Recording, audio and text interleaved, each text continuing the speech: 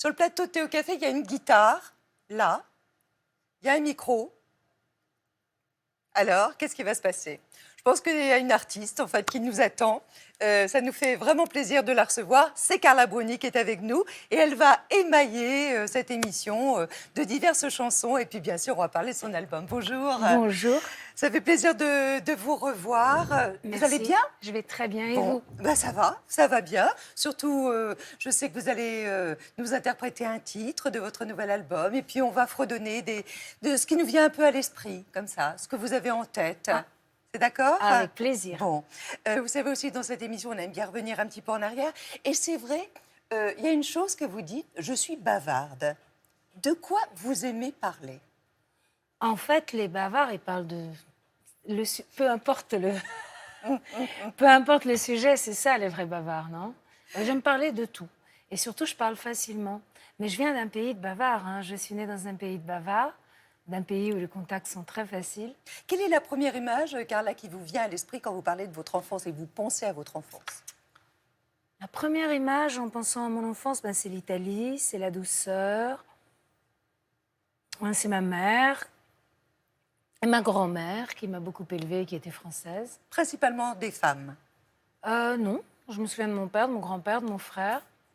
Ils vous ont apporté quoi? Ça, je peux pas dire en vérité. Sans doute un équilibre que j'ai encore aujourd'hui, mais ils m'ont apporté leur présence. Vous savez, c'est une famille, c'est comme ça. Hein. C'est confus, ça peut être désastreux, mais ça peut aussi être chaleureux et plein d'équilibre, d'amour. Et de déséquilibre aussi. Absolument. On chantait chez vous? On jouait beaucoup de piano, de musique. Votre mère?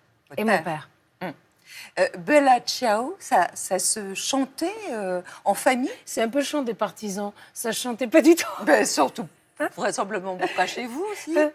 Ça, c'est connu dans l'Italie entière, mais pour l'Italie, c'est une chanson, c'est le chant des partisans. Tandis c'est qu'à l'étranger, c'est un peu une chanson, plus que révolutionnaire, c'est un chant de partisans, c'est-à-dire c'est un chant contre la guerre. Vous aimez la chanter? Oui, j'adore la chanter. Je voulais que je la chante. Un petit bout? Je chante, Ouais, je vous chante. volontiers, oui. Un petit bout de Bella Ciao. Oui, ça va Elle est bien commencer fameuse. l'émission.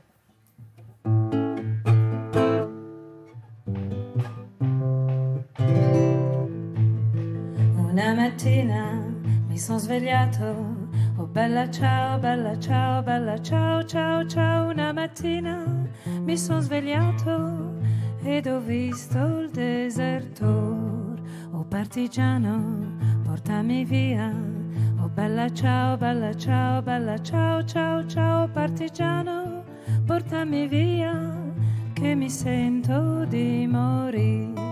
E se io muoio, oh partigiano, oh bella ciao, puoi chanter avec moi. E se io muoio, oh partigiano, tu mi devi seppellir, mi seppellirai lassù in montagna.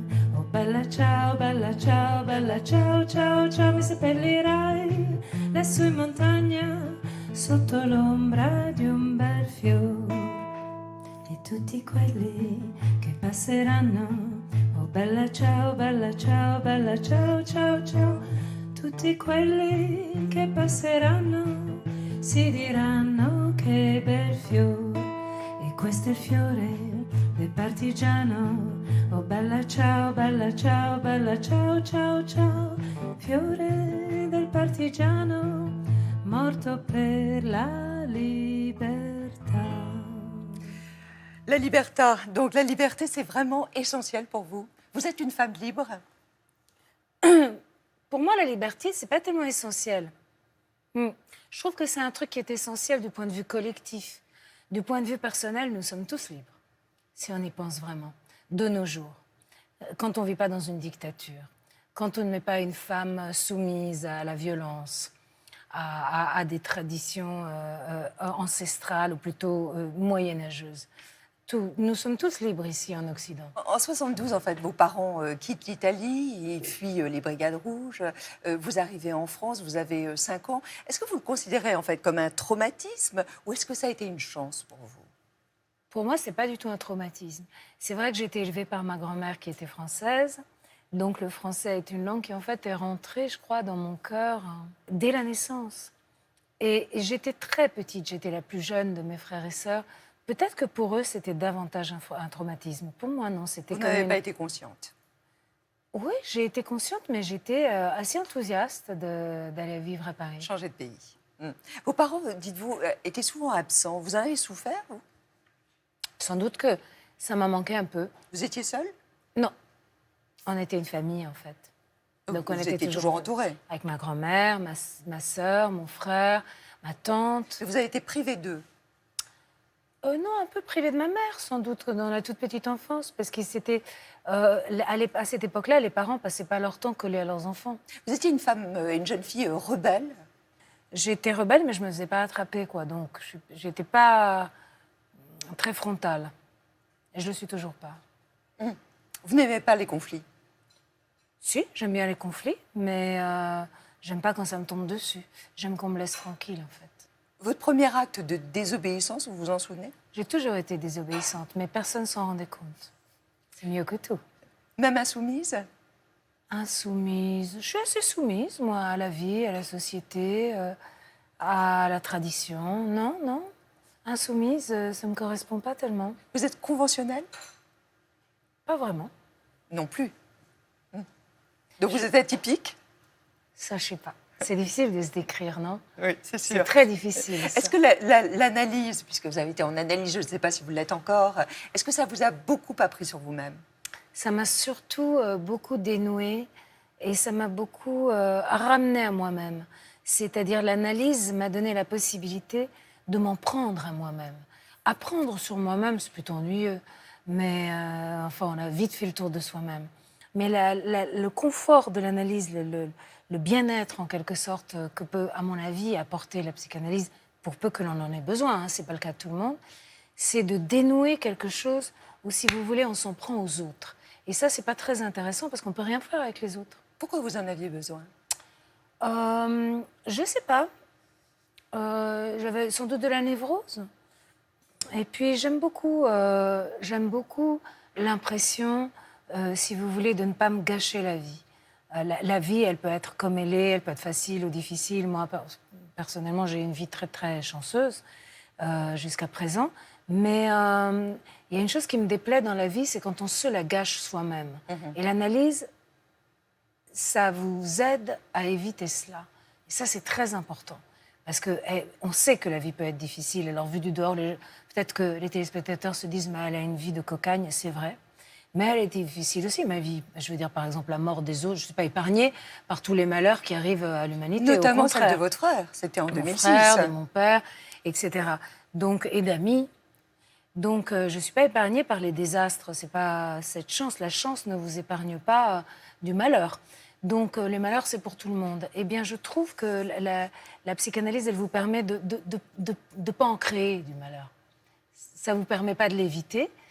Ça vous permet peut-être pas de changer qui on est, mais ça vous permet de changer comment on fait avec la vie et comment on fait avec les autres. Et ça, c'est déjà pas mal, je trouve. Il y a un avant et un après la mort de votre frère?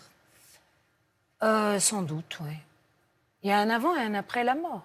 Vous vivez à travers lui, pour lui, aujourd'hui? Non, pas du tout. Il n'aurait pas aimé ça. C'est vrai? Ouais. Le fait qu'il soit décédé du sida, c'était une double peine, parce que c'était difficile d'en parler à l'époque? C'était pas difficile parce que moi, je travaillais dans le monde de la mode. Et dans le monde de la mode, ça a été une absolue hécatombe. Donc, en fait, je trouvais, au contraire, beaucoup d'amis avec lesquels partager cette difficulté. Et pour parler de cela, mon frère est mort assez tôt par rapport à l'épidémie du sida, mais pas tout à fait dans les débuts. Un petit retour en arrière, vous êtes d'accord? D'accord. Vous aimez voir les images d'archives? Ah, j'adore. C'est vrai? Ouais. Ça tombe bien. Allez, en voilà quelques-unes. Votre portrait par Alexandra Garde. Tout le monde est une drôle de personne. Et vous, Carla, peut-être plus encore. Un brin de mystère, un peu sorcière, mais aussi fée. Vous avez le don d'ensorceler. Mais prenez garde à ma beauté, à mon exquise ambiguïté. Dans les années 90 déjà, presque tous les grands couturiers, Christian Lacroix, Yves Saint Laurent, Valentino, Lagerfeld, ont succombé à votre plastique rêvé, faisant de vous l'un des top modèles les mieux payés du monde. Comprenez bien que je ne vais pas m'en plaindre. J'en profite beaucoup parce que c'est quelque chose qui, à mon avis, ne va pas durer. Votre carrière dure 10 ans. Surnommé le top pensant, on vous courtise et vous invite même chez Pivot, car l'ensorceleuse est une intello rieuse qui jamais ne se prend au sérieux. Et quand vous vous lancez dans la musique, c'est pareil, vous n'avez pas l'air d'y croire. Au début, quand j'ai commencé à chanter, je me demandais même si les gens n'allaient pas patouiller le volume de... Mais où est la voix? Et pourtant, dès votre premier album, vous ensorcelez le public de votre voix sensuelle. 2 millions d'albums vendus. Plus une victoire de la musique. Et 5 ans plus tard, Julien Clerc, Isabelle Boulay, Sylvie Vartan, Christophe Willem se disputent vos textes. Je vais vous donner un secret, le son des percussions de Carla Bruni, c'est 50% de ça. Ajoutez des textes très personnels et le charme opère. Raymond et les canons, c'est de la bombe atomique. Ensorcelez aussi Raymond. 2 mois après votre rencontre, l'ex-président de la République Nicolas Sarkozy vous demande en mariage. Vous l'avez compris, c'est du sérieux. Après l'image d'un couple bling-bling, vous devenez une première dame singulière qui durant 4 ans s'engage avec discrétion. Pour l'instant, j'écoute ce qu'on me dit. Et toujours avec cette même décontraction. C'était parfaitement prévu. Un rôle ambigu et compliqué qui séduit à nouveau les médias. Tous ensorcelés, vous dis-je. Mais méfions-nous quand même et gardons en mémoire cette scène du film Paparazzi. Attention. Le pauvre Patrick Dempsey. Vous vous souvenez? Je me souviens très bien, mais ce qui est drôle, c'est que très peu d'années après cette scène où je jouais moi-même et Johnny Hallyday, lui-même, c'est mon ami Daniel Thompson qui avait co-écrit le scénario et qui m'avait demandé de participer à ce film. Je crois d'ailleurs que le metteur en scène, malheureusement, est décédé. Et donc, je tape à bras raccourcis, comme je ne suis pas actrice, je tape à bras raccourcis sur Patrick Timsit, qui est, lui, un très bon acteur, et qui se protégeait. J'ai quand même cassé le sac en question. Qui joue le qui rôle joue du le paparazzo. paparazzi, oui.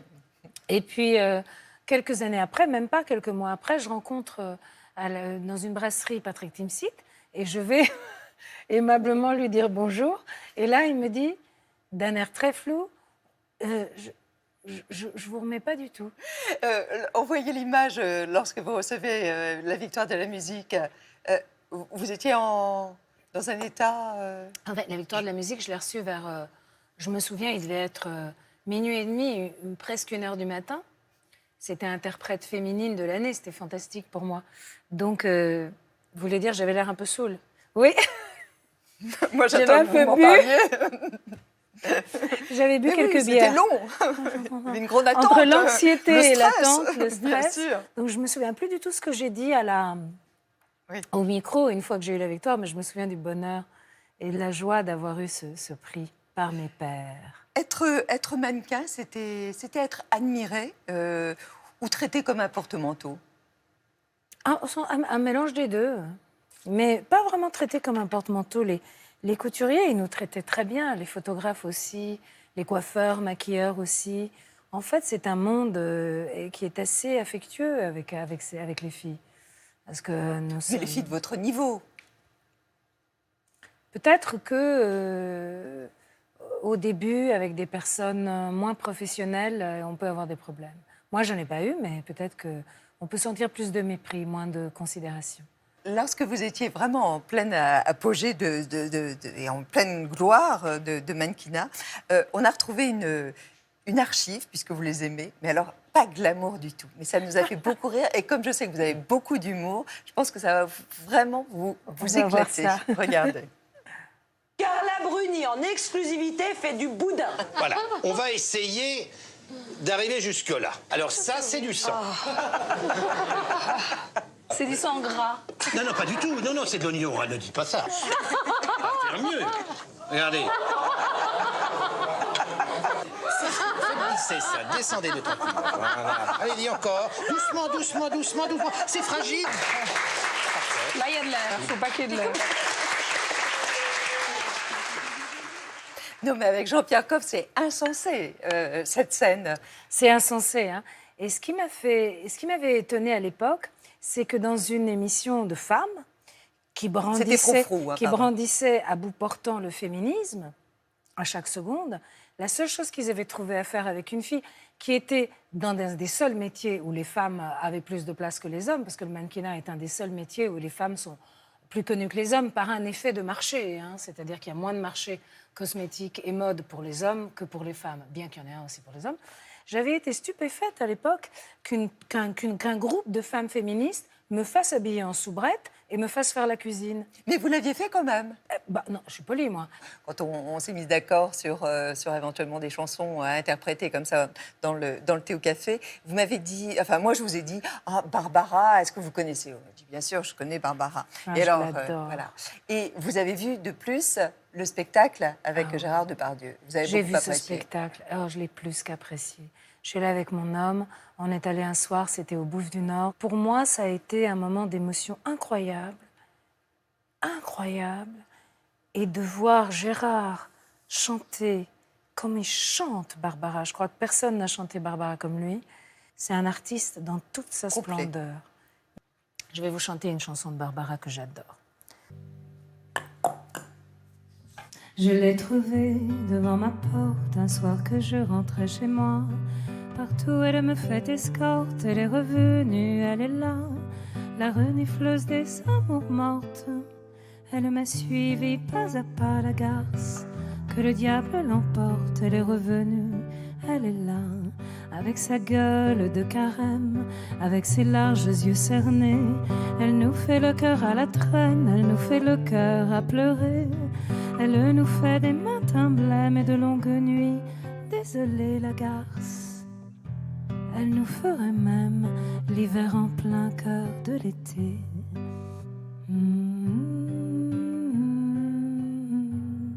La solitude. Ce qui est incroyable, c'est qu'elle dit la solitude juste à la fin, juste à la fin. Et pendant toute la chanson, on se demande de quoi elle si c'est parle. qui, une Bien amie, une amoureuse, une mère. La solitude, vous la connaissez? Vous qui êtes tant entourée. Oui, moi je suis très solitaire. Ouais. Vous en avez besoin? Ouais. Vous vous ressourcez davantage seul? Tout le monde, je crois, non? Peut-être pas. Non, Peut-être je crois pas. pas. Oui. C'est surtout les choses que j'aime faire le plus.